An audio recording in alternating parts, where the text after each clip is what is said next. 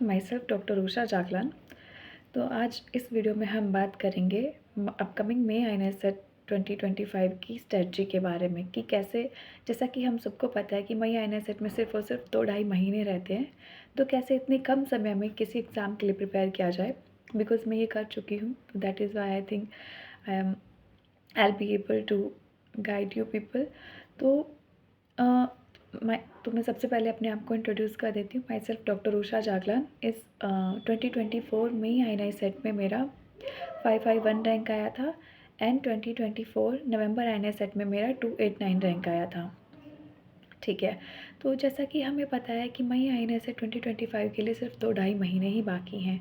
तो सबसे पहला क्वेश्चन जो आप लोगों के दिमाग में आ रहा होगा, जो बच्चे अभी पढ़ना स्टार्ट कर रहे हैं या जो वो बच्चे जिन्होंने नीट के बाद अच्छे से पढ़ाई नहीं की, बिकॉज़ नीट 2 शिफ्टों में हुआ था जैसे कि हम सबको पता है। उसके बाद बहुत से बच्चे पैनिक मोड में चले गए, एक बहुत अटपटा सा एग्ज़ाम था।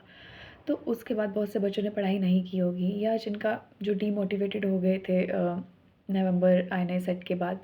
तो सबसे पहला क्वेश्चन तो ये आता है दिमाग में, क्या अभी भी पॉसिबल है 2-2.5 महीने में किसी एग्ज़ाम की तैयारी करना पॉसिबल है, आई सेट जैसे एग्ज़ाम की तैयारी करना? तो इसका आंसर है बिल्कुल हाँ। अगर आप लोगों ने MBBS में एवरेज से भी मेहनत की है तो अभी 2-2.5 महीने में आई सेट एग्ज़ाम क्वालिफाई करना पॉसिबल है, एक अच्छा रैंक लेना पॉसिबल है। बिकॉज़ जो आई सेट है ना, इसका पैटर्न नीट पीजी से थोड़ा अलग है।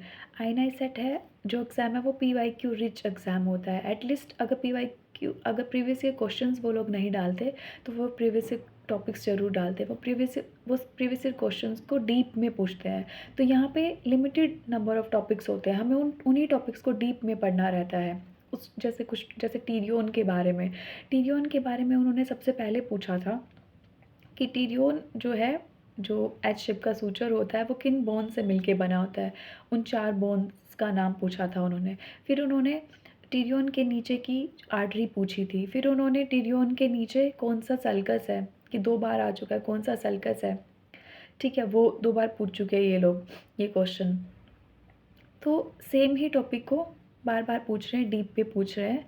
तो ऐसे ही बाकी सब क्वेश्चंस भी आते हैं। ठीक है, तो आइए स्ट्रेटजी के बारे में बात करते हैं। आई थिंक 2-2.5 महीने में सबसे पहला काम जो हमें करना चाहिए मे आई सेट को क्वालिफाई करने के लिए, दैट इज़ हमें प्रीवियस ईयर क्वेश्चंस लगाने चाहिए।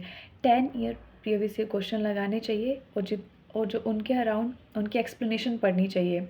ठीक है, हमें सिर्फ ये नहीं पता होना चाहिए कि इस क्वेश्चन का, इस प्रीवियस क्वेश्चन का ये आंसर क्यों आया, ये भी पता होना चाहिए। ठीक है, और बाकी जो 3 ऑप्शन है, जो अदर ऑप्शन है, जो नहीं आंसर आए उस क्वेश्चन के, उनके बारे में भी पता होना चाहिए।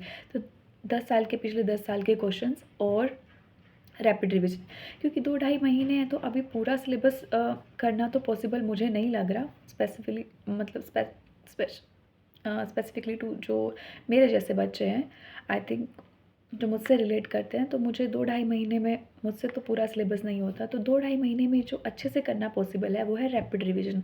तो किसी भी ऐप का, इतने सारे ऐप आज की डेट में अवेलेबल हैं, आप ऑनलाइन किसी भी ऐप का रैपिड रिवीजन कर सकते हैं। 1 से 2 बार रैपिड रिवीजन करना 2-2.5 महीने में पॉसिबल है। वो लगभग 200 घंटे के करीब का रहेगा। तो रैपिड रिवीजन प्लस 10 ईयर के क्वेश्चंस एंड फिर उसको एंड में सप्लीमेंट कर लेना मेगा BTR से, या जिन बच्चों ने BTR किया हुआ है। तो आई थिंक तो मेगा BTR ही काफ़ी सफिशिएंट है। तो जिन्होंने BTR किया हुआ है तो वो तो बहुत एक्स्ट्रा एज हो गया, उससे तो हो ही जाना है एग्ज़ाम। ठीक है, तो rapid revision plus 10 year PYQ, ठीक है, और PYT जो previous year questions and topics plus mega BTR।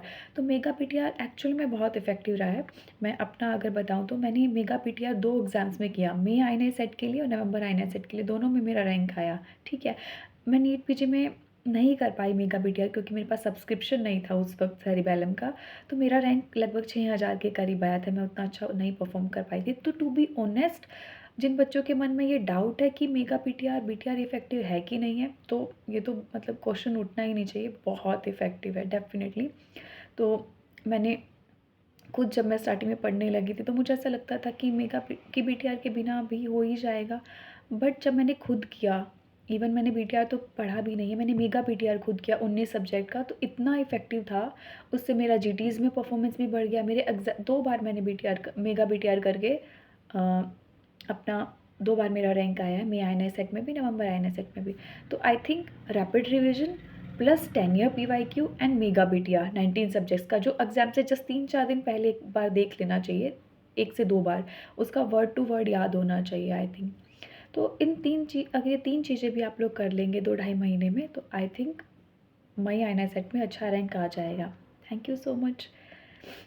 तो आई एम होपिंग कि ये वीडियो आपके काम आए। जो बच्चे इस वक्त डीमोटिवेटेड फील कर रहे हैं कि एग्ज़ाम निकलेगा या नहीं निकलेगा, तो मैं बताना चाहती हूँ, आज से लगभग 1 साल पहले मैं भी सेम ही सिचुएशन में थी, ठीक है। But at the and exam निकल जाते हैं। जो बच्चे मेहनत करते हैं तो भी मेहनत करते रहिए, रिजल्ट के बारे में नहीं सोचना है, अपना इनपुट दीजिए, अपना बेस्ट दीजिए और अच्छे से प्रिपेयर करते रहिए। Rapid revision, previous year questions, 10 year, और इवन 10 ईयर नहीं हो पा रहे तो 5 इयर्स भी इनफ है, एंड उसको मेगा BTR से सप्लीमेंट कर लेना। एग्ज़ाम से 3 से 4 दिन पहले या 1 हफ्ते पहले मेगा BTR जो जिसमें मैम 19 के 19 सब्जेक्ट कवर करते हैं, वो ज़रूर देख के जाना है, ठीक है। Thank you very much, thank you for watching the video.